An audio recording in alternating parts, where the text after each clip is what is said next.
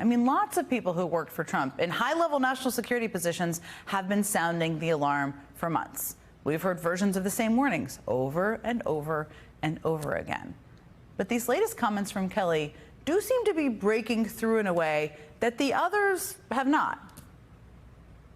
President Trump, though, is being called a fascist, not only by Kamala Harris in her town hall meeting tonight, but by his former chief of staff. Former President Trump's longest-serving chief of staff, John Kelly. Former Trump chief of staff, John Kelly issued a warning. John Kelly said the former president praised Adolf Hitler in private. The former president praised Adolf Hitler. Made admiring statements about Hitler. He would praise Adolf Hitler, the Nazi leader who orchestrated the murder of 6 million Jews. Also, that he is the definition of a fascist. John Kelly said the former president fits the definition of a fascist. The Republican nominee meets the definition of a fascist. The definition of a fascist. A fascist. John Kelly used the words fascist and dictator. Kelly went on to say Trump didn't understand the Constitution. Keep in mind, John Kelly was the longest-serving chief of staff for Donald Trump. And the Trump campaign is not happy.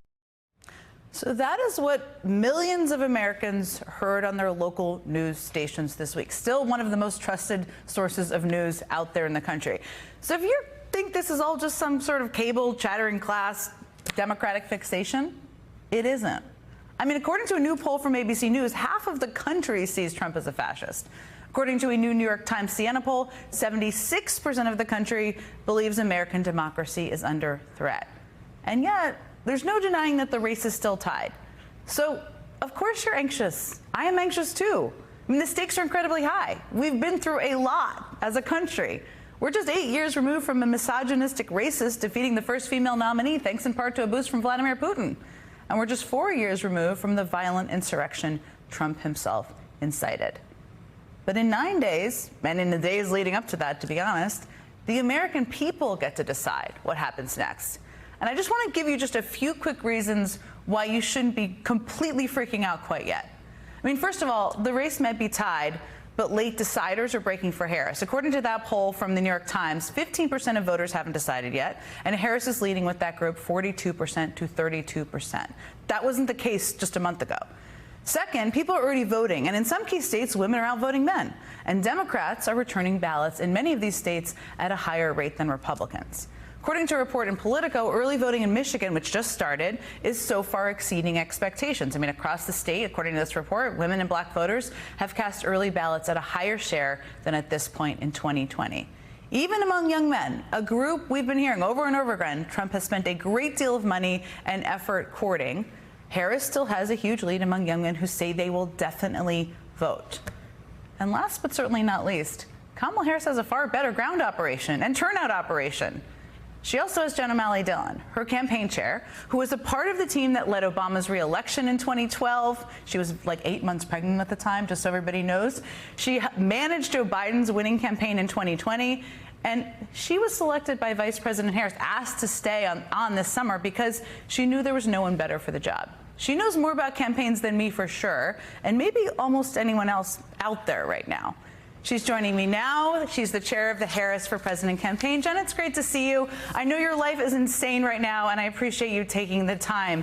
So let me just start here. I mean, I am getting stopped constantly in coffee shops and train stations with questions about the state of the race. I cannot even imagine what your life is like out there right now. I will preface by saying I think it's good people are a little freaked out right now at this point. But what should people not be freaked out about the race? You are closer to it than probably almost anyone else. Well, hey, Jen, it's great to be here with you. And you are right to say that it is okay to be nervous and to be anxious, but don't be freaked out because we feel very good about where we are. We are very confident we're going to win this thing. And it's not just because we want to win. It's because what we're seeing in the numbers and the early voting that you were just talking about, what we're seeing with this extraordinary enthusiasm everywhere we go, we are seeing signs where we look to make sure that we are on track to win a very close race. This is going to be a close race. We've known it the entire fall. We're very focused on that. We've built for these moments right now, and what we are seeing from turnout to our volunteer operation to the enthusiasm growing is exactly where we want to be, and we're really confident about that and confident we're going to win this thing. So I want to dig into those early data in a second, because everybody's an expert on early voting now. I don't know if you've seen that out on social media, but basically we hear different iterations of this every day. It's a dead heat, it's a coin flip, it's tied. Is that pretty much an accurate characterization of where the race sits? Well, we do really think it is a margin of error race, and we've seen that consistently throughout the fall. So often, as you know, at this point in a campaign, you might say, well, our chances are not as good in one state or another. We have one pathway to 270 electoral votes. Obviously, that's all we care about, is getting to 270. But we see in every one of our true battleground states that all of them are within the margin. And it's not a margin of error of 4 or 5. I mean, we're talking about a point here or there.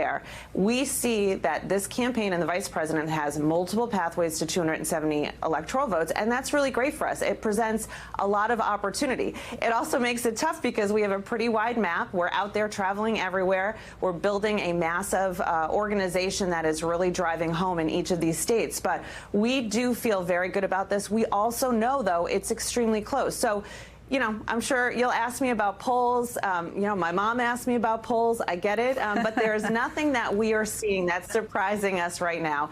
This is close. We are on track to win this thing, but it's going to take the work of the next 9 days to close this out. And that's the most fundamental thing that we're focused on.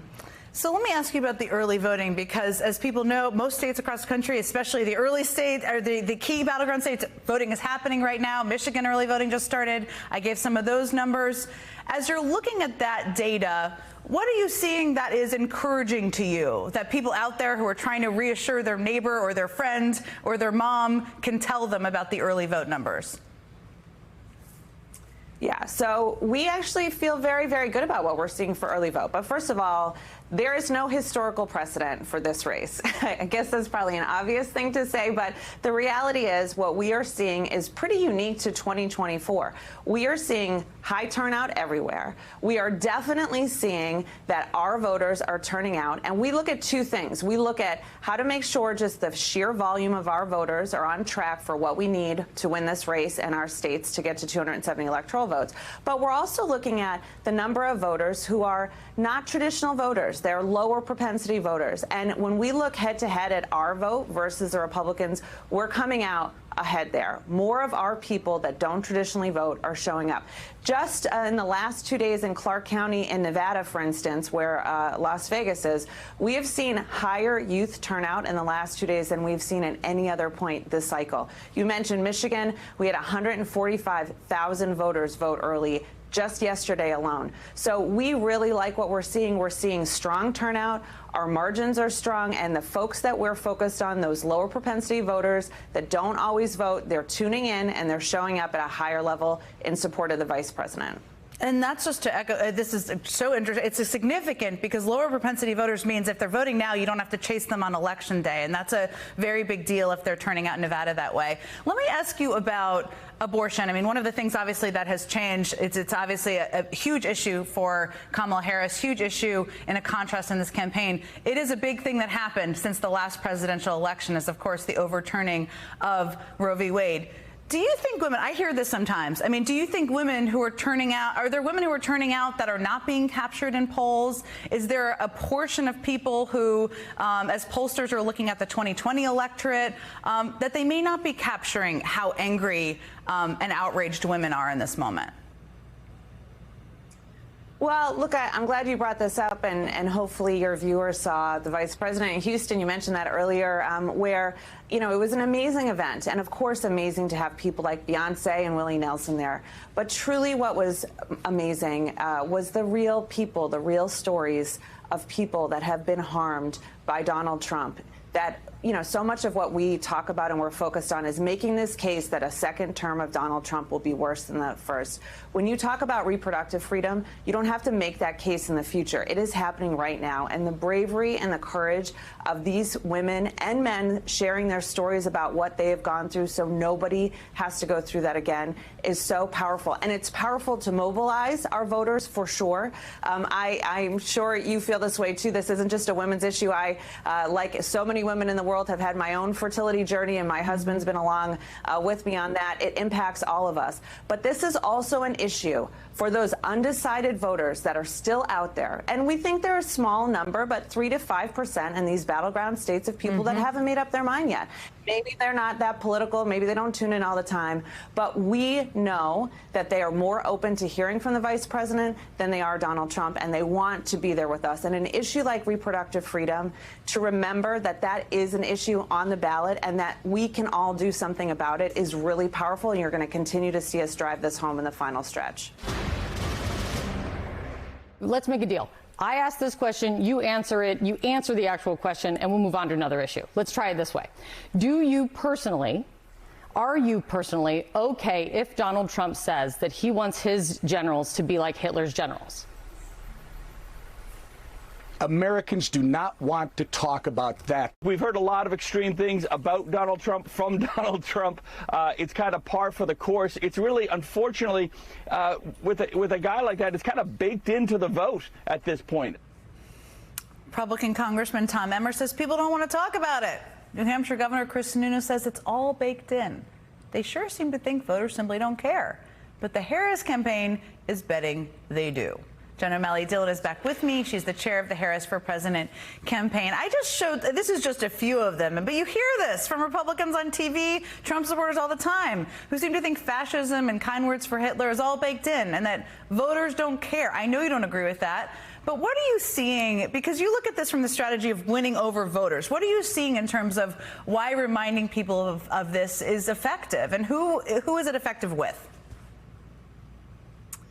Yeah, I mean, look, I think we have seen from the beginning that when people who have worked closest with Donald Trump speak out, it has real impact on voters, and certainly on these voters that we're still trying to reach, this small segment of undecided voters. We know anecdotally, we know from our research, when someone like John Kelly stands up and speaks about what it was like to serve under Donald Trump, speaks about how he clearly wants unchecked power, the American people are not comfortable with that. And that is an important contrast that we have. And I think that it's fundamental to everything that the vice president is talking about, how we turn the page from this, how we have a leadership in this country that's focused on the issues that the American people care about. So we do think it's important. It's really important when people that are closest to Donald Trump speak out about it. And we've seen that across all of our data.